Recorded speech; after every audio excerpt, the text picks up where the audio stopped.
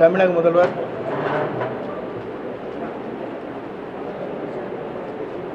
தமிழக வெற்றிக் கழகத்துடைய தலைவர், தமிழ்நாட்டில் மக்களை காக்கக்கூடிய தலைவர், மக்கள் எண்ணங்களை நிறைவேற்றக்கூடிய தலைவர், வாக்களித்த மக்களுக்கு நம்பிக்கையோடு பல்வேறு பணிகளை ஆற்ற வேண்டும் என்ற முறையில் அமைச்சர் பெருமக்கள் எல்லோருக்கும் அறிவுரை வழங்கி சிறந்த ஆட்சியை, தூய்மையான ஆட்சியை தமிழகத்திலே நடைபெற வேண்டும் என்ற நோக்கத்தோடு தொடர்ந்து நாளும் பல்வேறு திட்டங்களை அறிவித்து வருகிறார். ஒவ்வொரு திட்டங்களையும் நீங்கள் கூர்ந்து கவனிக்கின்ற போது மக்கள் நலன் சார்ந்த திட்டங்கள் அறிவிக்கப்பட்டு வருகிறது. இன்று ஈரோடு மாவட்டத்தில்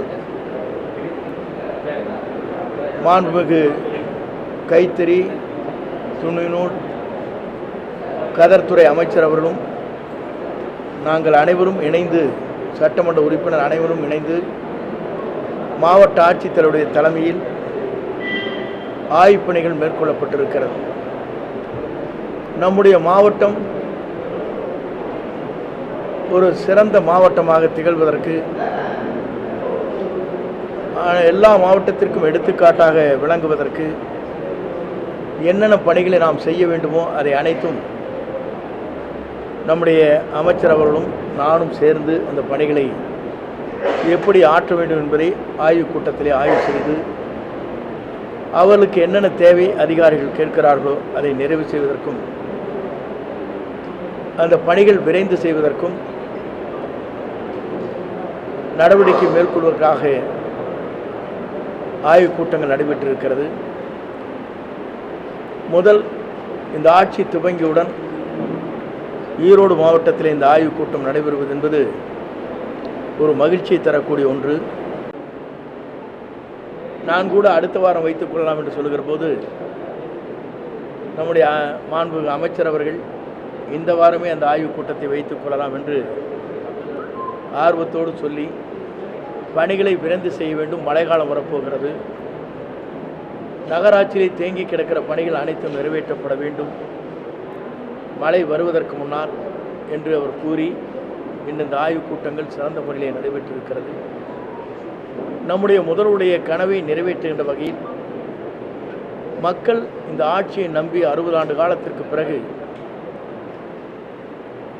பணநாயகத்தை முறியடித்து ஜனநாயகத்தை தமிழ்நாட்டிலே உருவாக்கி 2 ஆண்டு காலத்தில் இந்திய நாட்டின் வரலாற்றில் ஒரு இயக்கம் ஆட்சி கட்டளை அமர்வதற்கு ஒரே தலைமை, அந்த தலைமையை நம்பி மக்கள் வாக்களித்திருக்கிறார்கள். அது நம்முடைய முதலமைச்சரை நம்பி. ஆகிய அந்த தலைமைக்கு உறுதுணையாக நாங்கள் அத்தனை பேரும் பணியாற்றுவதற்கு இந்த ஆய்வுக் கூட்டம் சிறந்த முறையில் பயனுள்ளதாக அமைந்திருக்கிறது. இந்த ஆய்வுக் கூட்டத்தில் பல்வேறு கருத்துக்கள் பரிமாறப்பட்டிருக்கிறது.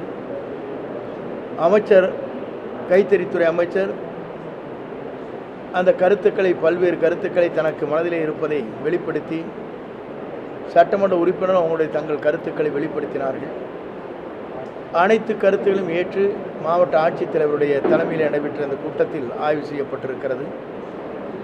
சிறந்த முறையில் இந்த மாவட்டம் எல்லோருக்கும் ஒரு வழிகாட்டியாக இது திகழ்கின்ற அளவிற்கு உருவாக்குவதற்கு நாங்கள் முயற்சிகள் மேற்கொண்டு அந்த பணிகளை மேற்கொள்ள இருக்கிறோம் என்பதை மகிழ்ச்சியோடு நான் தெரிவித்துக் கொள்கிறேன். குறிப்பாக எங்களுடைய எண்ணங்கள் மக்களுக்கு உடனுக்குடன் கோரிக்கை நிறைவேற்ற வேண்டும் என்பதுதான் நம்முடைய தமிழக முதலமைச்சர், நம்முடைய வெற்றிக் கழகத்துடைய தலைவர் தளபதியுடைய நோக்கம். அந்த நோக்கத்தை முழுமையாக நாங்கள் நிறைவேற்றுவதற்கு அரும்பணி ஆற்றுவோம். அலுவலர் பெருமக்கள் அத்தனை பேரும் அதற்காக உறுதுணையாக இருந்த பணிகளை மேற்கொள்ள இருக்கிறார் என்பதை மகிழ்ச்சியோடு நான் தெரிவித்துக் கொள்கிறேன்.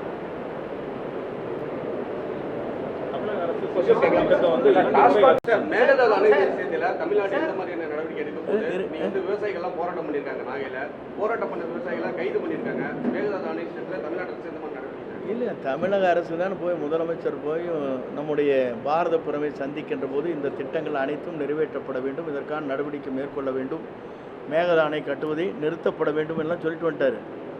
நீங்கள் அதுதானே செய்ய முடியும். நாங்கள் இருங்குங்க. இப்போ எல்லாமே வந்து எங்கே இருக்குது? காவிரி டிரிபியூனல்னு சொல்கிற அந்த வழக்கில் இருக்குது. இந்த வழக்கு எங்கே இருக்குது? அந்த வழக்கு வந்து எல்லாமே நடந்துகிட்டே தான் இருக்குது. அடிக்கடி வந்து நான் வாட்டர் ரிலீஸ் பண்ணுறதுலேயே ப்ராப்ளம் இருக்குது. உங்களுக்கு தெரிஞ்சதில்லை டெக்னிக்கல் ப்ராப்ளம். நீங்கள் இருக்கிற சொல்கிறத பற்றி கவலை இல்லைங்க. இருக்கிற ஒரே நிமிஷம் சொல்கிறேங்க.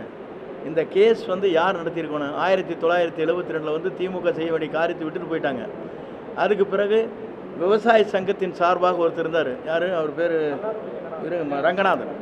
ரங்கநாதன் சொன்னதுக்கு பிறகு அந்த கேஸ் எடுத்து அம்மா வந்து 91 வந்து அந்த 89லேயே போட்டாங்க.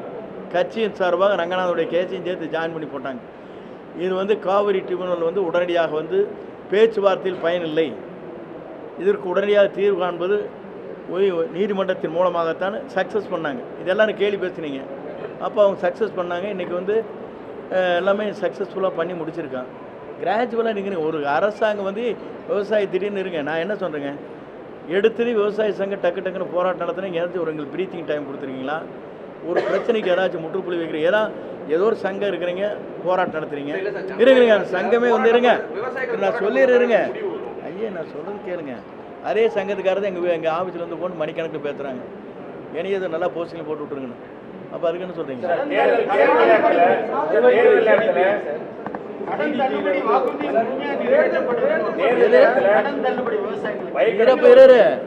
நாங்கள் இருங்க. விவசாய கடனை பொறுத்தவரையிலும் விவசாயிகள் நாங்கள் தேர்தல் வாக்குறுதி சொன்னது வந்து சிறு குறு விவசாயிகள் சொன்னோம். இருங்க, இப்போ அதுதான் கொடுத்துட்டு இருக்கிறேன். நீங்கள் என்ன 5 ஏக்கர் எனக்கு கொடுக்காரமா? நீங்கள் என்ன 5 ஏக்கரை வச்சுருக்கீங்களா? உங்களுக்கு கொடுக்கலையா? சொல்லுங்க. இல்லை இருங்க, நான் சொல்லி முடிக்கிறீங்க. நீங்கள் இப்போ இந்த மாதிரி சொல்லி கொடுத்து கூட்டி வந்திருக்கீங்க. அதாச்சு நான் சொல்கிறதுக்கு விட மாட்டேங்கிறீங்க. கொஞ்சம் சொல்ல வரைக்கும் கொடுங்க ப்ளீஸ். நான் என்ன சொல்கிறேன்னா, நாங்கள் சொன்னதை செய்யறோம். விவசாயிகள் அதில் குறை இருக்குங்கிறாங்க. அவ்வளோதான் சொல்லியிருக்காங்க. அதை பற்றி எக்ஸாம் பண்ண வேண்டியது யார்? முதலமைச்சர் பண்ண போகிறாரு. நீங்கள் அதுக்குள்ளே நீங்கள் வந்து விவசாயிகள் போராட்டம் நடத்துகிறாங்க, நீங்கள் பண்ணது சரியில்லைன்னு. நாங்கள் சொன்னது கரெக்டாக சரியான முறையில் செஞ்சிட்ருக்குறோம். அது வந்து எல்லாருக்கும் கிடைக்கணுங்கிறாங்க அவங்க. அவ்வளோதானே? அதை பற்றி ஸ்டடி பண்ணுவாங்க. அவ்வளோதான். பள்ளிகள் திறக்க போறாங்க சார். ஏடிபி ஆட்சியில் கொண்டு வரப்பட்ட அந்த அம்மா உலகம் திட்டம் தாவே ஆட்சியில் சிறப்பாக போயிட்டு இருக்குன்னு சொல்றாங்க. அதே போல முன்னாள் முதல்வர் ஸ்டாலின் கொண்டு வந்த காலை உணவு திட்டம் செயல்படுத்தப்படுமா? பள்ளிகள் திறக்க போகுது. இல்லை, பொதுவாக வந்து எந்த திட்டத்தையும் நாம் நிறுத்த நோக்கம் நமக்கு இல்லையே. எல்லா திட்டத்தையும் சக்ஸஸ்ஃபுல்லாக பண்ணவன் யார் கொண்டு வந்தாங்கிறதெல்லாம் கணக்கு இல்லை. புரியுதுங்களா? இருங்க, இந்த திட்டம் கொண்டு வந்தாங்க நிறுத்தினா அவங்களாட்ட நம்மளுக்கு கிடையாது. புரியுதுங்களா? அவங்க தான் அதை நிறுத்தினாங்க. அம்மா கிளினிக் நிறுத்தினாங்களா இல்லையா? நீங்கள் யாராச்சும் கேட்டிங்களா? இது வரைக்கும் பத்திரிக்கை எழுதியிருக்கீங்களா? அங்கே போட்டால் தான் பத்திரிக்கை விளம்பரமே கொடுக்க மாட்டோம். அடுத்த நாள் காலி பண்ணிடுவாங்க. டிவி இருந்தால் 48 இடத்துல போட்டுருவாங்க. டிவி உங்களுக்கு தெரியாது. பயந்துட்டு கிடந்தீங்க. இப்போ எங்கிட்ட இத்தனை கேள்வி கேட்குறீங்க.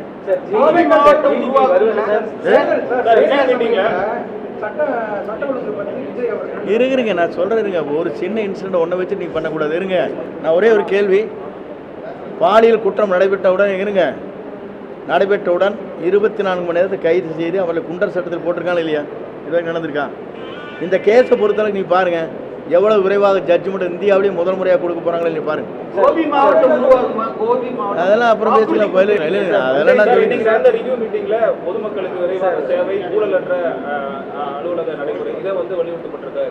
ஆமா, இருங்க. நீங்க அதுக்கு ஏதாச்சும் வழிவகை பண்ணிருக்கீங்களா? இங்கே ஊழல் நடந்திருக்கு, இவங்க காசு வாங்கிக்கணும் ஆராய்ச்சி பார்த்து போட்டிருக்கீங்களா? போடுங்க. இப்போ நாங்கள் நடவடிக்கை எடுக்கிறோம். நீங்கள் கேள்வி மட்டும் கேட்குறீங்க. கேள்வி கேட்குற உரிமை உங்களுக்கு இருக்குது. அதில் உதவி செய்ய வேண்டிய உரிமை உங்களுக்கு இருக்கு இல்லையா? ஜனநாயகத்தில் நீங்களும் குடிமகன் தானே. ஏன் நீங்கள் இந்த குற்றச்சாட்டு மட்டும் சொல்கிறீங்க? ஏங்க நீங்கள் காட்டி கொடுக்கல?